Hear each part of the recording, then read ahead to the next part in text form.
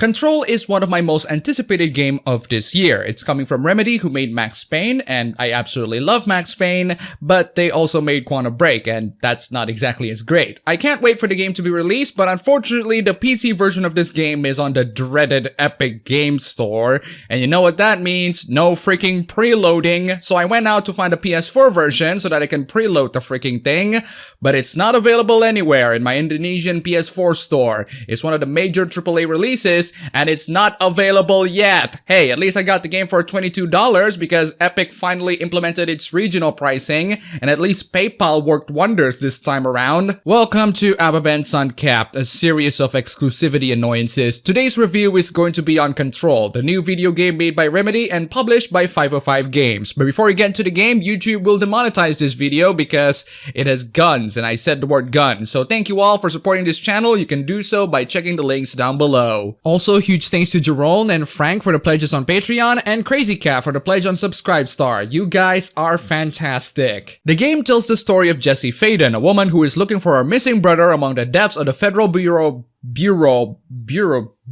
of Control, which is invaded by a mysterious entity called the Hiss. Can Jessie find her missing brother in there? What kind of mysteries do the FBC holds? And what's the real story behind the Hiss and many other of the game's mysterious entities? And that's just merely touching the surface of this game's messy story. The best way for me to describe Control is that it's basically Tomb Raider 2013 mixed with a little bit of Max Payne, the original Mass Effect, Dead Space, and PsyOps the Mindgate Conspiracy. You get the overly dramatic narration and trippy visuals from Max Payne, you get the psychic abilities from PsyOps and also Mass Effect if you're in the Biotics class. From Dead Space you got the levitation ability, which works kind of like the zero gravity mode, specifically in Dead Space 2. The game also has horror elements here and there, and some of the enemies are actually monsters. Your service weapon recharges the ammo just like the original Mass Effect, and you get the surprisingly fun combat and the bland female protagonist from the reboot Tomb Raider. Oh yeah, I suppose you can also add SCP into the mix for a bureau that handles mysterious entities.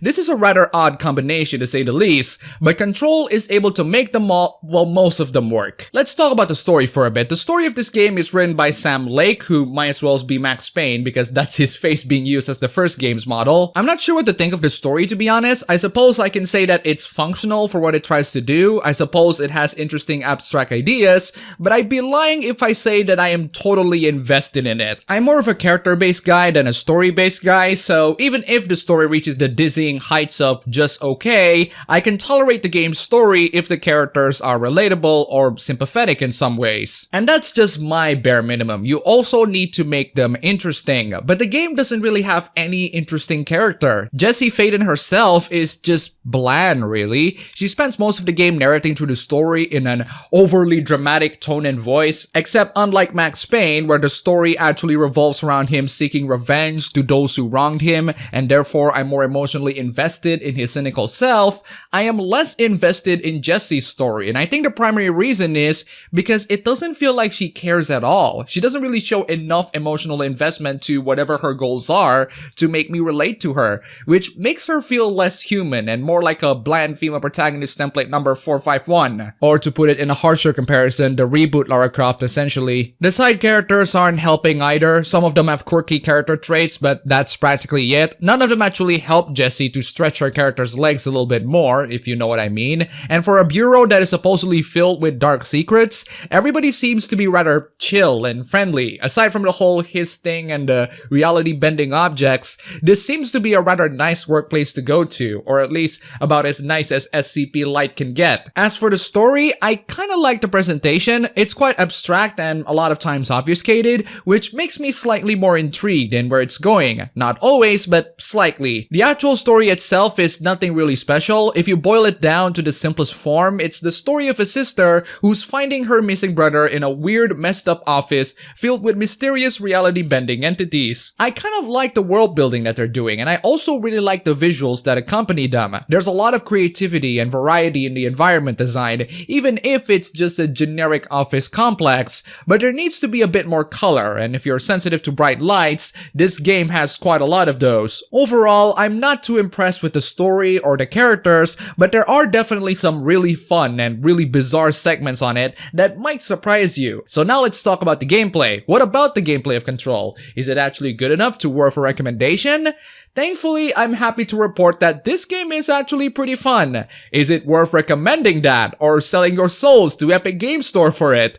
Well, we'll get to that. Control is your typical third-person shooter game that takes place in a non-linear environment, just like the reboot Tomb Raider games. You can visit the previous places to unlock certain areas if you have certain upgrades. There are campfires, control points around the area where you can upgrade your weapons and fast travel between certain locations to get upgrades. There are also side quests that you can do to gain more skills and more abilities. If you're familiar with the reboot Tomb Raider games, this is basically how the overall gameplay works. So what's the difference? Well, as I mentioned previously, since the reality is being bent by these cosmic monstrosities, you also have access to a variety of abilities. Your service weapon is actually just a pistol that can fire in different modes. You can fire in your normal pistol mode, you can fire in a shotgun mode, you can fire in a machine gun mode. It's one gun that can do pretty much almost everything, like that gun that Judge Dredd uses. As for your psychic abilities, you get basic telekinesis ability where you can upgrade it to pick up bigger objects or even enemies. You can form a shield to which you can later upgrade them as attacks. You can fast dodge like you're in Cuphead or something. You can even fly in almost the same manner that Dead Space did during the anti-gravity sections. So you're pretty much packed with tons of weapons and abilities to fight against the enemies.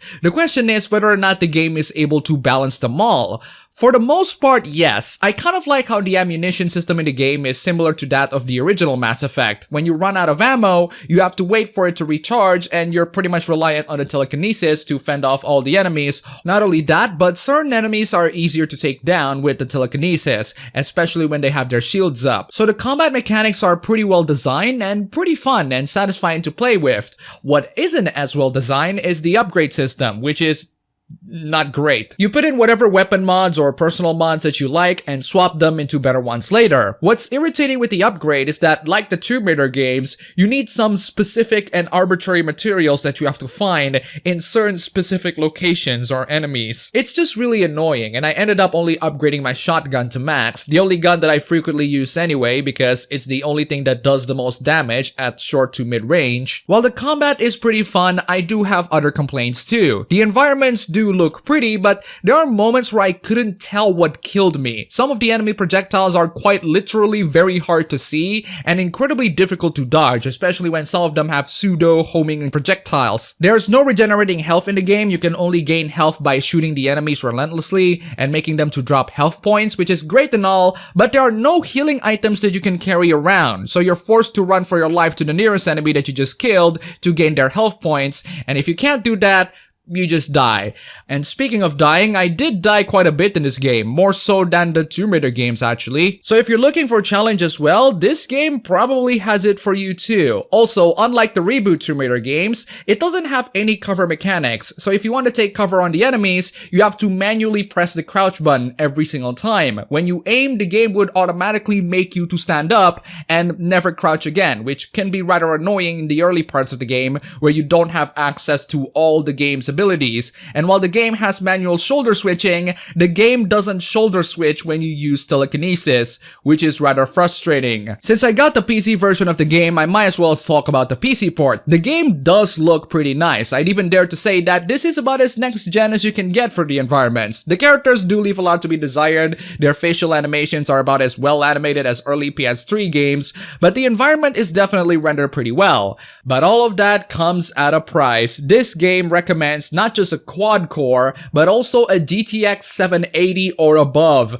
That's pretty hefty. So having me running this game on a laptop with a Core i7-7700HQ and a GTX 1050, a mobile version no less, is definitely gonna be a bit of a challenge. But surprisingly, I was able to run this game at a cinematic 30 FPS on laptop resolution 768p at all medium settings with high textures. I haven't even overclocked my GPU yet at that time, so with MS MSI Afterburner, I overclocked the GPU and applied a 210 MHz on a core clock and a 420 MHz on a memory clock. Whoa, 420? That's pretty rad. And the results are actually not too bad. I managed to gain at least around 10 FPS, making it only slightly better than cinematic console experience. So yeah, if you really want to run this game at an optimal setting above 60 FPS, grab yourself a graphics card that is better than a GTX 1060, like the RX 580, the GTX 1660 Ti, the RTX 2060, or the new Navi cards, the RX 5700 and above, and make sure to grab the non-reference models for those. Speaking of which, can't wait for the SFX Stick 2 cards. Also, I noticed that while the game does put my CPU to a rather hot 85 degrees Celsius, to the point where it throttles to below base clock, it's actually not using it that much, which is rather surprising. Overall, Control is basically the 2019 version of the reboot Tomb Raider, as in fun gameplay mixed in with an underwhelming story with a bland female protagonist, and maybe good for benchmarking utilities. And just like my opinions on the reboot Tomb Raider games, I wouldn't touch this game with a 10-foot pole if you sold this game for about $60, especially when I beat this game in only around 10 hours, and especially when the PC version is on Epic Games Store. Since I bought this game for $22 because Epic is being really kind for once, it ends up being a pretty good buy. I do recommend it if the game goes for sale to around $20 to $30, but for $60, I'd recommend Fire Emblem Three Houses instead if you have a Nintendo Switch, or maybe Astral Chain. Don't worry, I'll be reviewing that too. But if you're a cheap and a naughty boy, you can also just straight up pirate it. Yup, the game has already been cracked on day 0. Big whoops there, Remedy. You might want to bump up your piracy security there. And I didn't just put the reboot Tomb Raider comparison lightly, because you can also use this game as a benchmarking utility, especially for those who have RTX graphics cards. The game has ray tracing in it too, so if you think that you're wasting too much money to buy a GPU for a technology that only hurts your frame rate, you'd still be correct on that one.